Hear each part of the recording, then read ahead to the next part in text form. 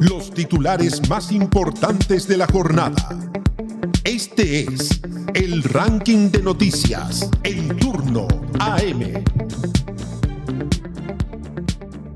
Una operación conjunta entre Venezuela y Estados Unidos terminó con la muerte de Héctor Rustenford Guerrero Flores, alias Niño Guerrero, líder del Tren de Aragua. El ataque se produjo en una zona minera del estado de Bolívar después de 9 meses de búsqueda y su identidad habría sido confirmada mediante un tatuaje en una pierna. Mientras Donald Trump atribuyó la acción al Comando Sur, Caracas habló de una operación combinada con intercambio de inteligencia y apoyo tecnológico. La muerte del cabecilla abre interrogantes sobre el alcance de la cooperación entre Washington y el gobierno encargado de Delcy Rodríguez, especialmente ante las dudas sobre una eventual intervención militar estadounidense en zona venezolana. El operativo también se vincula con la disputa por el control de las minas ilegales de oro del sur del país, donde grupos criminales mantienen presencia y fuentes de financiamiento. La dirigente opositora, María Corina Machado, valora el desmantelamiento de estas estructuras y agradeció el respaldo de la administración Trump, Nicolás Copano. Así es. Primero hubo un ataque en una zona minera del estado de Bolívar. Al niño guerrero, Héctor Rustenford Guerrero Flores, lo encontraron y murió durante una operación militar y policial desplegada en las minas de oro del estado venezolano de Bolívar. El líder del Tren de Aragua es él, que se encontraba en una construcción ubicada en un claro de la selva, dentro de una zona marcada por la minería ilegal y la presencia de organizaciones criminales. La acción habría durado cerca de 10 segundos y provocó una columna de humo negro visible de varios kilómetros de distancia. El operativo fue anunciado oficialmente el viernes por la noche, aunque desde el martes circulaban registros de helicópteros, agentes armados y personas huyendo por los territorios mineros. Las autoridades venezolanas tardaron varios días en confirmar que el hombre abatido era efectivamente el líder del Tren de Aragua. Según una fuente con conocimiento del procedimiento, el cuerpo fue encontrado cerca de la vivienda en la que se ocultaba. Lo encontraron cerca de la casa y lo identificaron por un tatuaje que tiene en la pierna, explicó la fuente. El reconocimiento permitió cerrar una búsqueda que, de acuerdo con versiones oficiales, se habría extendido durante 9 meses. Bueno, ¿quién es el niño guerrero? Él nació el 2 de diciembre, Héctor Rustenford, de 1983, y comenzó su trayectoria delictiva durante su adolescencia. A los 17 años ya estaba vinculado con el tráfico de drogas en Maracay y con ataques contra funcionarios policiales. En 2010 fue detenido frente a una licorería en posesión de un arma, municiones y relojes robados, y desde prisión comenzó a cobrar extorsiones tanto a internos como a empresas ubicadas cerca del recinto. Ya luego, el 2012, escapa de la cárcel de Tocorón después de pagar aproximadamente $400 a guardias penitenciarios. Fue recapturado cerca de un año más tarde y después del penal termina de consolidar su control sobre la organización. De acuerdo con Inside Crime, asumió el liderazgo del Tren de Aragua alrededor del año del 2015 y en 2018 recibe una condena superior a 17 años por 12 delitos, entre ellos, escuchen muy bien, homicidio intencional y ocultamiento de armas de guerra, Nico. Sí, Trump se atribuyó el resultado. Anunció que el infame líder del Tren de Aragua había muerto en una operación realizada con nuestros amigos de Venezuela. Según su versión, el Comando Sur de Estados Unidos ejecutó un ataque militar rápido y letal. Y la declaración instaló dudas sobre el nivel de participación directa de las fuerzas estadounidenses. También abrió la pregunta sobre si tropas extranjeras ingresaron a territorio venezolano para llevar a cabo la acción. Caracas habla de una operación combinada. El gobierno encargado de Delcy Rodríguez no desmintió la versión entregada por Donald Trump. En su comunicado señaló que Guerrero fue neutralizado durante una operación combinada y tras enfrentamientos con grupos criminales. La administración venezolana afirmó que existió apoyo tecnológico especializado e intercambio de información de inteligencia entre ambos países. Sin embargo, precisó que quien efectuó el ataque final y el tipo de armamento fue utilizado, lo evitó precisar, quién estaba a cargo de todo esto. Y esto tiene versiones contrapuestas sobre la presencia estadounidense en medios, ¿no? Sí, por supuesto. Fuentes citadas por el Washington Post sostuvieron que integrantes del Comando Conjunto de Operaciones Especiales lanzaron el misil. La misma versión indicó que la CIA colaboró con las fuerzas venezolanas desplegadas en el terreno, pero en contraste, fuentes consultadas en Caracas aseguraron que nunca hubo presencia militar estadounidense dentro de Venezuela para esta operación. De acuerdo con estas fuentes, la colaboración de Washington fue principalmente tecnológica, mientras el trabajo en tierra estuvo dirigido por autoridades venezolanas. Dentro de también lo mismo que está pasando, las autoridades venezolanas afirmaron que llevaban 9 meses buscando al niño Guerrero. Durante este periodo, el cabecilla había permanecido en Colombia, para ser exacto, antes de trasladarse al sur de Venezuela.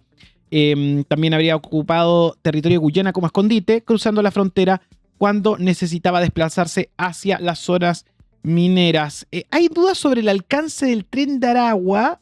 La visión de Estados Unidos es que es un supuesto brazo armado de Nicolás Maduro en territorio estadounidense, y hay algunos que plantean que es una estructura menos centralizada. Desde la Universidad Central de Venezuela, el investigador Andrés Santillano planteó que la organización no funcionaba necesariamente como una estructura vertical y centralizada. Según su análisis, el Tren de Aragua operaba más bien como una marca criminal. Existía un núcleo fuerte en el estado de Aragua, junto con otras múltiples bandas de otros países que utilizaban el nombre para generar temor. Ojo que Guerrero vivía en el penal de Tocorón y tenía muchos privilegios muy superiores a los de un interno común. Por ejemplo, contaba con una vivienda de 2 pisos y podía recibir a las personas que quisiera. Dentro del recinto funcionaban, cáchate, una piscina, un estadio de béisbol, una discoteca y un zoológico. Hoy esto será Punta Peuco. Y la prisión se transformó en la principal base de operaciones del Tren de Aragua. Y por supuesto, desde Tocorón, esto sucedió una expansión internacional. El cabecilla extendió las actividades dentro de la organización hacia Colombia, Perú, Chile, Estados Unidos.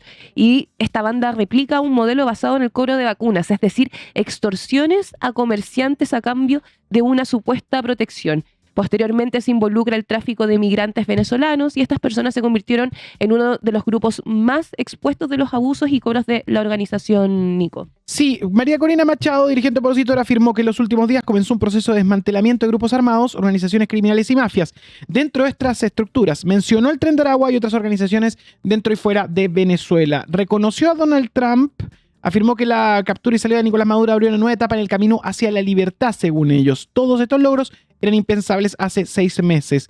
Y llamó a mantener la organización ciudadana, diciendo que todavía queda mucho por recorrer. A su juicio, medio de comunicación, sociedad civil y ciudadanía están recuperando espacios perdidos durante años. Vamos a ver lo que pasa con Delcy Rodríguez, que sigue con su vínculo a Estados Unidos, y las preguntas abiertas. Todavía no está determinado quién realizó exactamente el disparo que terminó con la vida del líder criminal. Y esto abre, por supuesto, una nueva fase en la relación entre Washington y Caracas. Puesto número 2, 9:15 de la mañana.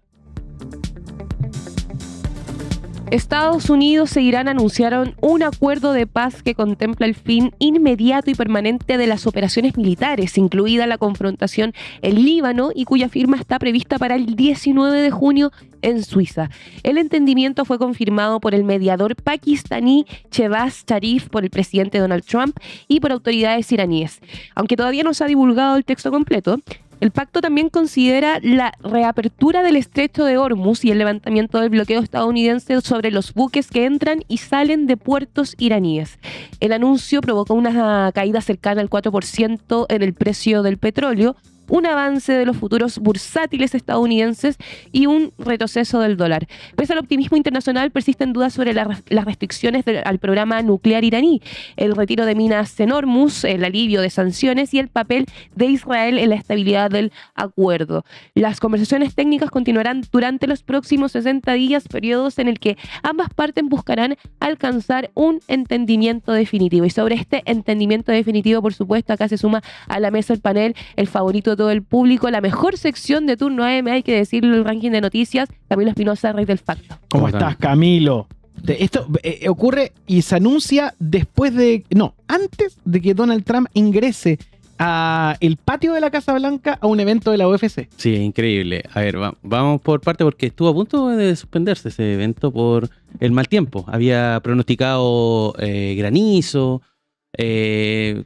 caer sobre Washington, estaba bien complejo. De hecho, me da risa porque el Daily Beast titulaba a esa hora algo así como la mayor humillación en su cumpleaños de Donald Trump, pero finalmente el evento se realizó una vez que pasó, digamos, el mal tiempo, se pudo iniciar, terminó compitiendo, digamos, con los últimos partidos del Mundial, bien avanzada la noche de este domingo, el cumpleaños número 80 de Donald Trump. este evento de la UFC, que lo tuvimos en la semana también a Donald Trump paseando con Dana White, que es el dueño de esta gran franquicia de artes marciales mixtas.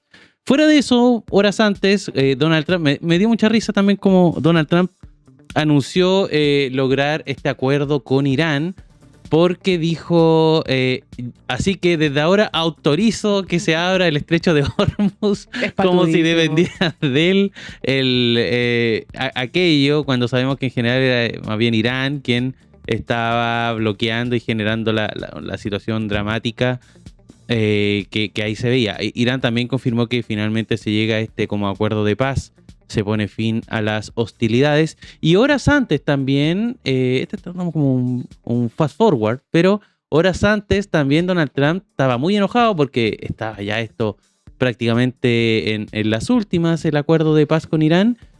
Ya Israel se le ocurre atacar Beirut en un ataque brutal a la capital del Líbano. Donald Trump salió a criticarlo abiertamente a Benjamín Netanyahu. Básicamente dijo, ¿cómo puede ser tan idiota en medio de estas negociaciones realizar un ataque de esa envergadura? Pero finalmente no votó el acuerdo que anunció el domingo por la noche. No dejó de ser llamativo todo lo que sucedió alrededor de esta situación, y no deja de ser tampoco interesante la reacción de Teherán.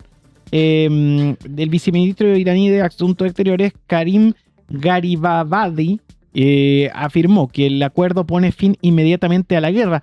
El diplomático confirmó el cese definitivo de las operaciones militares en todos los frentes, incluido el Líbano, y Garibabadi sostuvo que la República Islámica salió vencedora en la confrontación. Por lo menos del lado de Irán están vendiendo que ellos ganaron, y Estados Unidos también lo mismo, sí, lo que suele ocurrir. El viernes se firma esto en Suiza. En Suiza. Representantes de ambos países. Justo hoy día también parte el G7, parte en Francia, ladito. Sí. Van a estar las principales potencias del mundo dialogando y conversando en París, realizando este gran encuentro del G7, que recordemos reúne las 7 principales potencias del mundo, y posteriormente, imagino yo, se trasladarían a Suiza para la firma de este tratado, este convenio de paz que, tal como más o menos previó Donald Trump, hay que tratarlo con algodones. Hay que tener, digamos, la situación de Israel, que poco menos que le encanta la conflictividad, y realizando este ataque casi de última hora, casi como el combo maletero. Ese es como, Sí, como que ya está todo listo y todo, y de repente tira un ataque. Más encima la capital, Beirut, habían civiles, por eso ha sido muy condenado. Habló el presidente de la ONU. Hay una situación ahí bien compleja, entonces efectivamente ahí hay algo. Quedan 5 días, y en 5 días pueden pasar muchas cosas. Sí, es demasiado el tiempo. Oye, por supuesto, cuando hablamos del estrecho de Hormuz, no podemos dejar de lado el tema nuclear, porque Estados Unidos dijo que Irán ofreció garantías de que nunca obtendrá un arma nuclear. Sin embargo, no existen compromisos concretos sobre el programa nuclear iraní ni sobre sus reservas de uranio. Esa cuestión quedó pendiente para futuras negociaciones, comenta CNN en español. Básicamente se tiró para el córner el tema nuclear. Sí, Irán dijo que las negociaciones nucleares de 60 días comenzarán únicamente después de que Estados Unidos libere miles de millones de dólares en fondos congelados. Sin embargo, un funcionario estadounidense afirmó que no se liberará dinero sin compromisos claros por parte de Irán. Y recordemos que los precios del petróleo cayeron a su nivel más bajo en 3 meses tras el anuncio del acuerdo, que aunque siguen alrededor de $10 por barril, tengo entendido, por encima de los niveles previos a este conflicto. Sí, debiésemos esperar también una bajada del dólar esta semana. Hay una noticia de último momento, porque Trump abandonó antes de tiempo la cumbre del G7, título de CNN, del año pasado, debido al conflicto con Irán, haciendo memoria. Y vamos a ver cómo va a trabajar, o qué tipo de manifestaciones tendrá Donald Trump en esta nueva cumbre, que va a ser un tema de análisis. Vance afirma que el acuerdo con Irán se firmó digitalmente el domingo. Con firma digital. Claro, habría firma electrónica, y dice, ya firmamos el acuerdo digitalmente ayer y no se ha liberado ningún dinero. Y eso no va a cambiar, dijo Vance en el programa Good Morning America de la ABC. Así que nada, estamos atentos a lo que pase con el estrecho de Hormuz. Oye, se está viralizando mucho una imagen de Donald Trump en esta celebración que realizó en la Casa Blanca con el evento de la UFC, durmiendo. Se quedó dormido con la ¡Qué pelea. buenísima! La noche, así que está así como. Estaba medio cansado. Sí, le está dando vuelta ahora en las redes sociales. 9:22, puesto número 1 de esta mañana. Hoy en el puesto número 1, la desaprobación del presidente José Antonio Kast continúa al alza y alcanzó nuevos máximos en distintas encuestas difundidas durante la segunda semana de junio. Pulso Ciudadano la situó en 56,7%, Criteria en 52% y Cadem en un 54%, mientras la aprobación se mantuvo entre el 30,5% y el 40%. Los sondeos reflejan una evaluación mayoritariamente crítica de la gestión presidencial y del camino adoptado para enfrentar, por supuesto, las emergencias del país. Las encuestas también muestran diferencias en la opinión ciudadana sobre los embargos a deudores del CAE con ingresos superiores a 3,5 millones mensuales. Pulso Ciudadano registra mayor rechazo que respaldo a la medida, mientras Cadem muestra una mayoría favorable al cobro mediante el embargo de cuentas bancarias. Además, para que ustedes lo tengan en consideración, un 67% dice que la promesa de condonación realizada por Gabriel Boric influyó en que algunas personas dejaran de pagar sus obligaciones, Camilo. Sí, salieron 3 encuestas el fin de semana. Pulso Ciudadano fue la primera, después a eso de las 11 tuvimos la Criteria y ya en la tarde del domingo la Cadem. Todas muestran un mapa similar. A ver si me ayudáis, Mati, con el gráfico. Podríamos partir con la Pulso Ciudadano. Bueno, ahí vemos el gráfico típico, 56,7% y 30,5%, pero 2 páginas después podemos ver que está el histórico. Y en el histórico se puede apreciar que José Antonio Kast llega a su nivel de desaprobación más alto del 56,7. del periodo, 56,7. Que no es lo que estamos viendo en pantalla, sino que el histórico desde el 11 de marzo hasta ahora, página 44 de la encuesta Pulso Ciudadano. Eso es relevante porque muestra este mapa que comentábamos el jueves cuando revisamos también la Cadem de ese día, en donde está, digamos, esta como curvita que se realiza, que se genera en posterior a la cuenta pública. Uh-huh. O sea, como que en la cuenta pública sube, baja el nivel de desaprobación, sube la aprobación, pero inmediatamente no pasan ni 4 días y ya se empieza a ver el efecto contrario. Muchos se preguntan por qué Kast ahora, y eso es lo que te comentaba, el histórico, ¿por qué ahora está rechazando la gente a Kast y no antes? ¿O por qué está aumentando, digamos, a este nivel? ¿O se está, digamos, abriendo un poquito más la curva, la tendencia? Y es una pregunta interesante porque muchos pueden especular que puede ser, hubo 2 o 3 temas en la semana, el tema del secreto bancario, la votación, el tema del CAE, que puede ser. Los embargos, Pero, claro. por ejemplo, nosotros acá, las distintas encuestas realizaron distintas mediciones para evaluarlo del CAE. Tiene una pregunta interesante, me parece que en las últimas páginas de la Pulso Ciudadano está la pregunta respecto a la evaluación que tienen del CAE. Y es interesante porque la gente dice, no me puedo acordar si era esta o es la Criteria, pero preguntaban primero si estaban de acuerdo con que sea un juez. La pregunta de, esta es la pregunta general del CAE. Le preguntan qué le parece el CAE como sistema de financiamiento de la educación superior. ¿Ya? Y es bien interesante porque lo comparan con la misma pregunta en mayo del 2024. Y lo que vemos es que la gente empieza, justamente por la polémica, empieza a respaldar más el CAE. Consideran que es un mejor sistema de financiamiento. Vemos un alza de un 22 a un 31%, un alza de 9 puntos, para quienes consideran que el CAE es una buena o muy buena, muy buen sistema de financiamiento. Y para quienes creen que es malo, muy malo, cae también ese porcentaje. Sigue siendo mayoritario, pero cae en la tendencia, pasa de un 47 a un 41%. En la lámina siguiente vemos qué piensan de que se cobre esto de... No, esos son los beneficiarios de... Preguntan quiénes son los principales beneficiarios del CAE. La mayoría de los bancos, es un porcentaje que sube, el Estado, y sube también los estudiantes, quienes creen que los estudiantes son los principales beneficiarios del CAE. Acá está la pregunta que te comentaba. ¿Estás de acuerdo con... no alcanzo a leer la que dice la... ¿estás de acuerdo con el cobro a personas que ganen más de 3,5 millones mensuales? Y la mayoría está de acuerdo. No, perdón, la mayoría está en desacuerdo, 40,4%, pero muy cerrado, o sea, son porcentajes bien parecidos, 37,4% muy de acuerdo y de acuerdo. Sí, muy peleado. Sí, veamos la encuesta Criteria, también las preguntas del CAE, porque en la encuesta Criteria hicieron este juego de ¿qué te parece que en el caso del secreto bancario se cobre el CAE?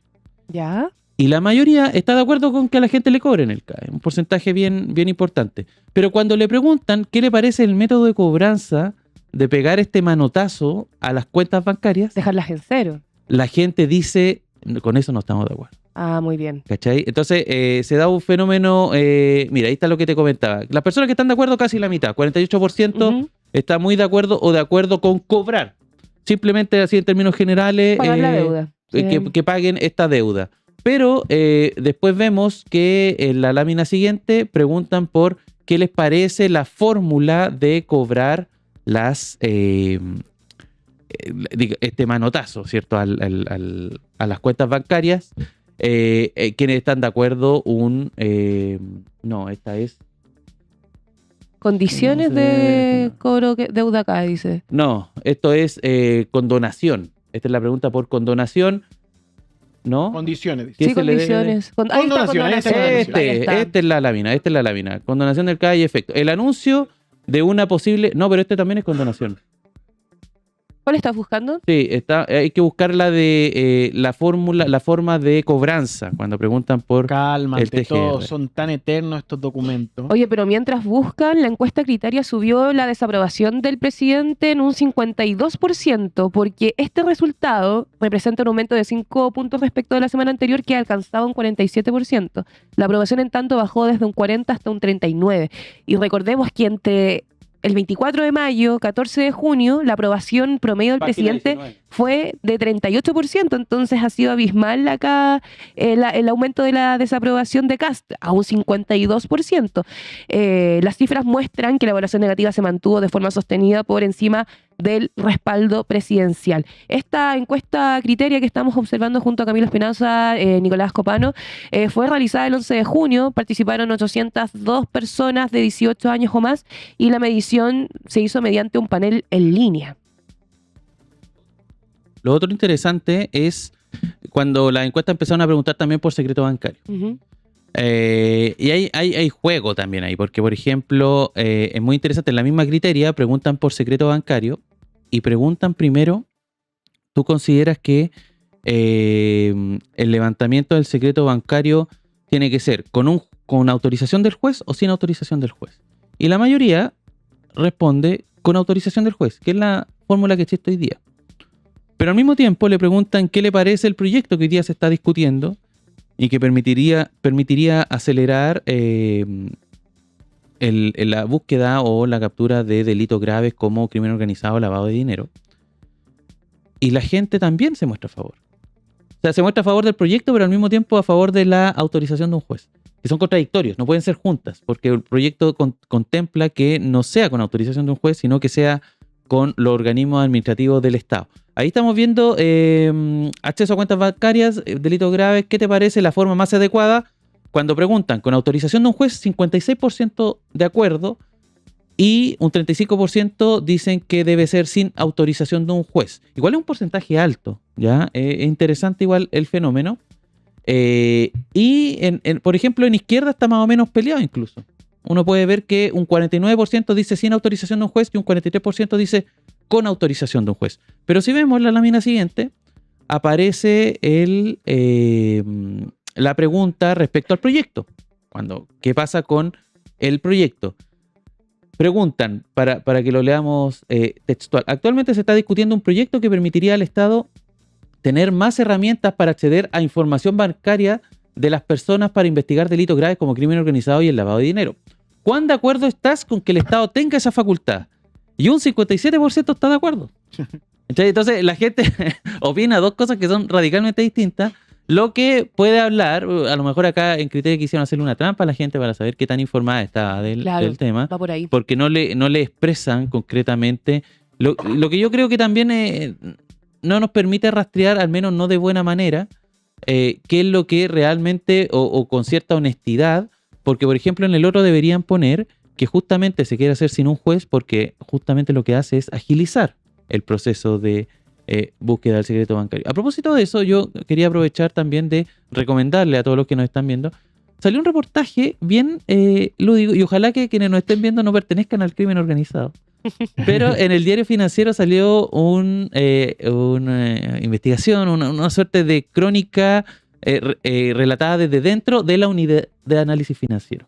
La unidad de análisis financiero, que recordemos, son estos organismos que reportan cuando ven movimientos sospechosos,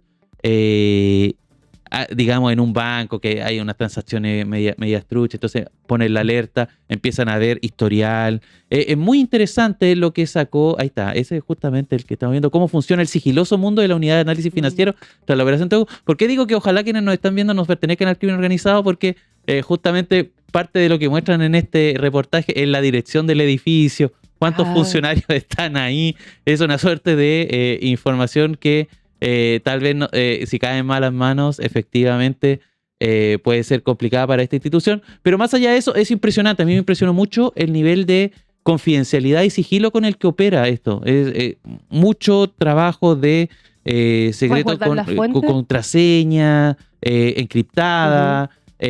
Un funcionario puede ver solamente un caso, no lo puede compartir con nadie. Hubo un momento en que la unidad de análisis, antes de la era internet, en que la unidad de análisis financiero llevaba esto con una estafeta al Ministerio Público, como que mandaban una estafeta a llevar las carpetas de investigación. Bueno, eso ya no es así, es todo totalmente digitalizado, así que recomiendo ahí para quienes quieran saber también y interiorizarse en este organismo, que es parte de la conversación, es parte de lo que se está discutiendo en torno al secreto bancario hoy día en una comisión mixta, que es lo que pasó después del triple empate que ocurrió en el Senado. Así es. Entonces, con estas encuestas cerramos el análisis de las 9 de la mañana con 34 minutos junto al gran Camilo Espinosa, Rey del Facto. Estaremos atentos a la noticia de la tarde y algún partido que usted vaya a ver esta tarde. Hoy día muy bueno, Uruguay. Mañana Argentina. Mañana Argelia, pero sí. a las 9 de la noche. Uruguay, Arabia Saudita y España, pero contra Cabo Verde, equipo al que le ganamos el otro día. O sea, hoy día un entrenamiento. Hay que ver el entrenamiento de España. Debiera ser. Son las 9:34, análisis del Rey del Facto acá en Tour. Los titulares más importantes de la jornada. Esto fue el ranking de noticias en Turno AM.